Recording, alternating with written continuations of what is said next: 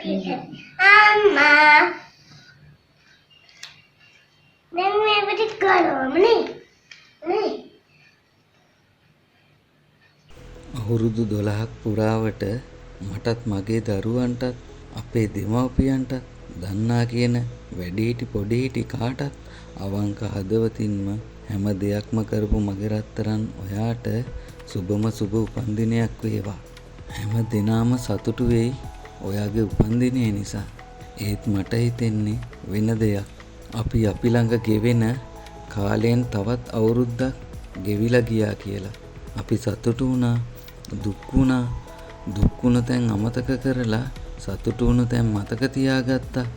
මට බැරි තැනදී ඔයා ඉවසුවා. ඔයාට බැරි තැනදී මම ඉවසුවා. මේ මොහොත ගැන හිතුවත් අපි වෙනුවෙන් ඉන්නවා. ඒ ගැන අපිට ආදරය කරන අයත් දන්නවා. ඒක වෙන්නේ නැති අපි පෞල් ජීවිතයට ඇතුල් වෙලා අවුරුදු 12ක් ගෙවිලා ගියත් අදටත් මෙහෙම ඉන්නේ.